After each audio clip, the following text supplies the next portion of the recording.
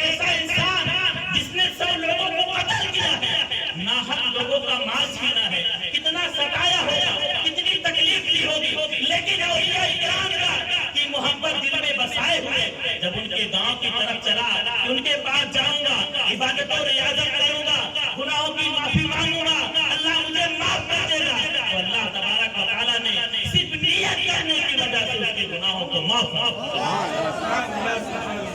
اگر اولیاء کرام کے گاؤں کی طرف جانے کی نیت سے گنہگار چلے تو اس کی بخشش ہو جائے، تو کیا حال ہوگا ہم سنی مسلمانوں کا کہ جو اولیاء کرام کے نام پہ ہم ان کے مجلس میں شامل ہوں، ان کے نام پہ حسب حیثیت ہم کھانے کا اہتمام کر کے لوگوں کو کھلائیں، غریبوں کو کھلائیں، رشتہ داروں کو کھلائیں اور ان کے نام کا میلاد کریں، ان کے نام کا جشن کریں، ان کے نام کی خوشیاں منائیں، انشاءاللہ اللہ تبارک و تعالیٰ غوث پاک کے فیضان سے ہماری مغفرت کرے۔ اور تیسری بات کہ اولیاء کرام سے نفرت یا ان کی شان میں گستاخی کرنے کا وبال کیا ہوگا۔ اس روایت کے راوی بہجت الاسرار میں یہ روایت موجود ہے، اور اس روایت کے جو راوی ہیں وہ ابو سعید عبداللہ ابن ابو عسرون، اور یہ غوث پاک رضی اللہ تعالیٰ عنہ کے ساتھی ہیں، کلاس ساتھی۔ ابو سعید عبداللہ کا بیان ہے کہ جس وقت میں اور عبدالقادر جیلانی بغداد کے مدرسہ نظامیہ میں زیر تعلیم تھے، اس دور میں ایک غوث کا بڑا چرچا تھا، لوگ ان کی زیارت کے لیے جایا کرتے تھے۔ ایک دن میں نے اور میرے ایک ساتھی ابن السقا اور عبدالقادر جیلانی ان تینوں نے مشورہ کیا کہ یار ایک بزرگ جو غوث ہے اس دور کے، ان کی زیارت کو لوگ جایا کرتے ہیں، چلو ان کی زیارت کر کے آتے ہیں۔ یہ تینوں آدمی چھٹی کا وقت تھا، چل دیے، چھوٹے چھوٹے ہیں، غوث پاک بھی ابھی چھوٹے ہیں، ابن سرقہ اور ابو سعید عبداللہ، یہ تینوں جب چلنے لگے ابن سرقہ ان تینوں میں زیادہ قابل، بچپن ہی سے وہ سب سے زیادہ قابل تھا، اسے اپنے علم میں ناز تھا۔ وہ کہنے لگا کہ ایسا سوال وقت کے غوث سے کروں گا کہ وہ جواب نہیں دے پائے گا۔ اپنے علم میں اسے ناز تھا، تکبر اسے ہو گیا کہ ایسا مسئلہ پوچھوں گا کہ وہ جواب نہیں دے پائیں گے۔ اور ابو سعید عبداللہ نے کہا کہ ایسا سوال پوچھوں گا، دیکھتا ہوں جواب کیا ہے۔ لیکن شیخ عبدالقادر جیلانی نے فرمایا کہ بھائی میں تو سوال پوچھنے نہیں بلکہ ان کا فیضان لینے جا رہا ہوں، ان کا فیضان لینے جا رہا ہوں۔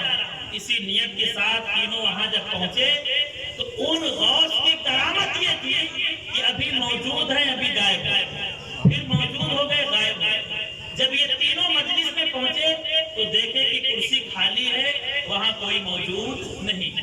تھوڑی دیر کے بعد وہ غوث حاضر ہو گئے، لیکن جیسے ہی حاضر ہوئے ان کے چہرے پہ جلال کے آثار تھے، وہ ناراضگی کا اظہار کرتے ہوئے ابن سرقہ کی طرف مخاطب ہوئے اور کہنے لگے ابن سرقہ تو اپنے دل میں یہ سوچ کے آیا ہے کہ ایسا سوال پوچھوں گا جواب نہیں دے پائیں گے، سن اللہ تبارک و تعالیٰ کے دی ہوئی طاقت سے میں تجھے بتا رہا ہوں، تیرا سوال یہ ہے، تیرا جواب یہ ہے۔ سوال بھی بتا دیا، جواب بھی بتا دیا، اور کہا سن لیکن میں دیکھ رہا ہوں کہ کفر کی آگ میں تو بالکل جھلسا ہوا ہے اور کفر کی آگ تیرے چاروں طرف سے جل رہی ہے، بدلہ تیری گستاخی۔ اور ابو سعید عبداللہ سے کہا تو یہ سوچ کے آیا ہے کہ ایسا سوال کروں گا جواب نہیں دے پائیں گے، سن تیرا سوال یہ ہے اور اس کا جواب یہ ہے، اور میں دیکھ رہا ہوں کہ دنیا اتنا گوبر تیرے اوپر کرے گی کہ کان کے لو تک تو اس گوبر میں پھنس جائے گا۔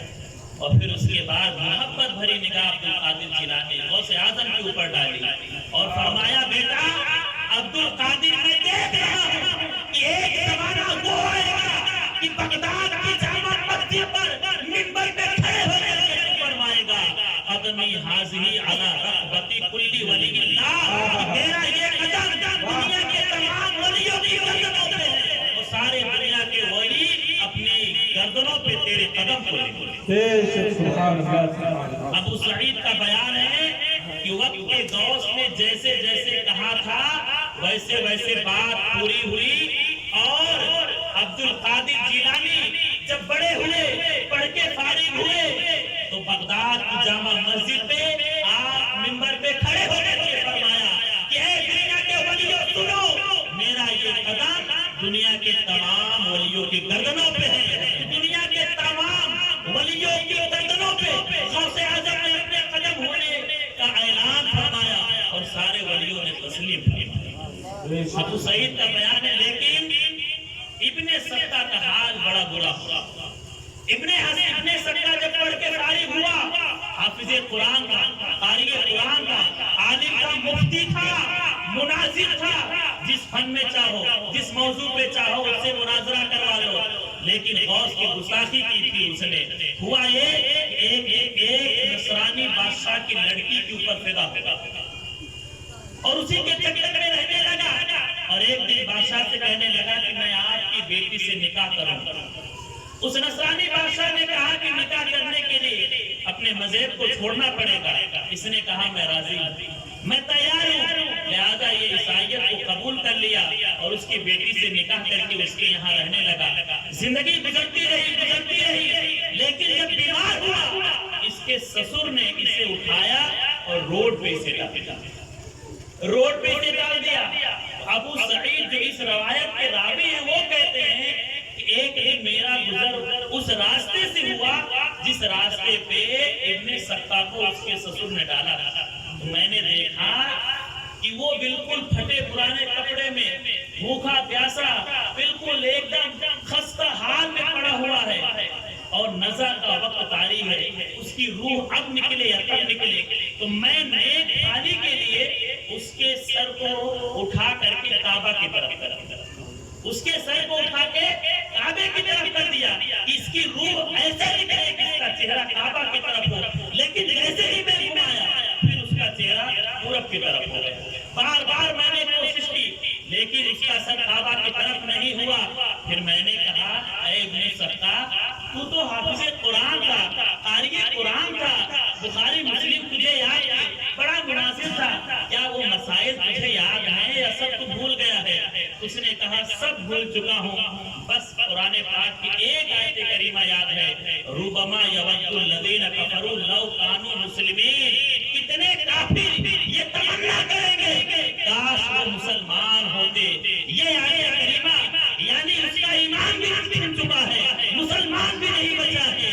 तो इब्ने सत्ता का वो साथी अबू सईद अब्दुल्लाह कहते हैं, मुझे पता चल गया कि जो इंसान औलिया इकराम का गुस्ताख हुआ करता है उसका ना ईमान सलामत रहता है, ना उसका ईमान और ना इल्म सलामत रहता है। सुभान अल्लाह।